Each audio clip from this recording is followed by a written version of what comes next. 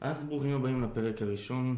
בואו נתחבר פשוט לאתר ונתחיל לצלול לתוך התוכן שאנחנו צריכים. אז כרגע יש לי פה אתר וורדפרס שהוא ריק לגמרי, בלי שום דבר. בואו נמחק את הכל, נלך לעמודים, נמחק את מה שקיים, להעביר לפח. אתם יכולים ללחוץ על פח, לעשות רוקן פח וזה ירוקן אוטומטית הכל. פוסטים, נמחוק, תודה.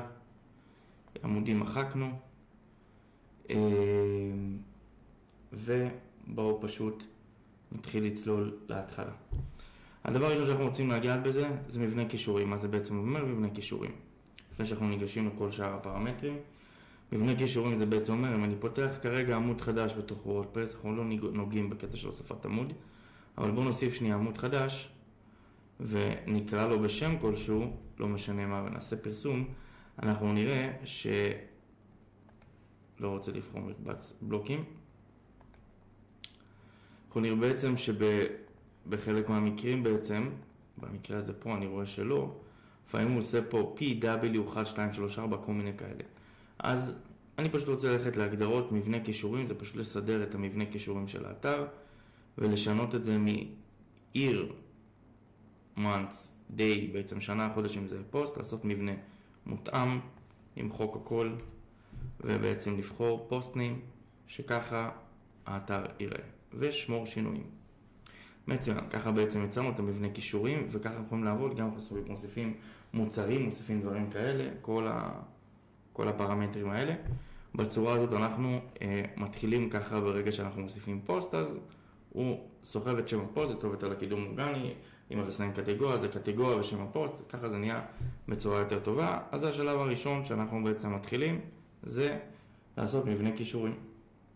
עכשיו, שם האתר, אז גם פה תחת הגדרות, יש לנו שם האתר, אני יכול לרשום בתיאור האתר את התיאור של האתר, ואני יכול לרשום פה אתר חדשות וטכנולוגיות, אתר חדשות על כל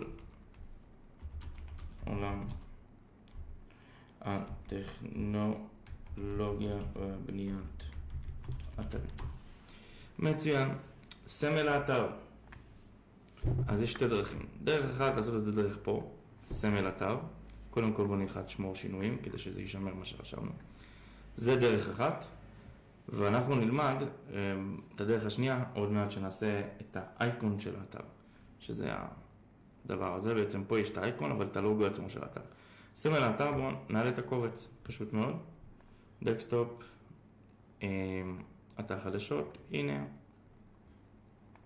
זה הלוגו, לוגו יפה, לא?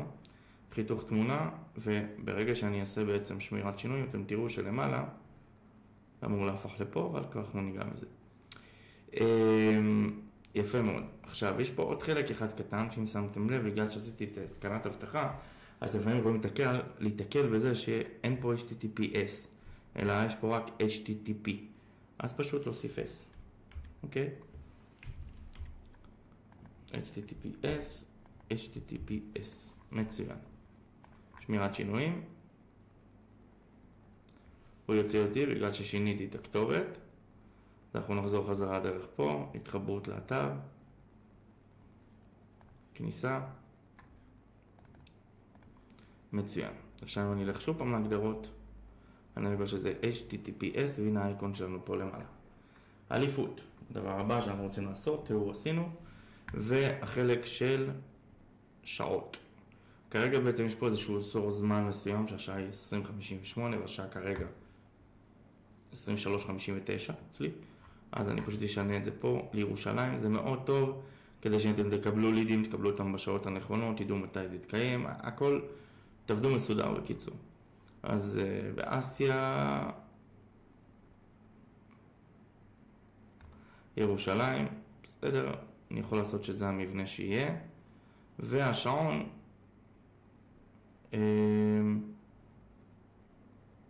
שיהיה בצורה הזאת.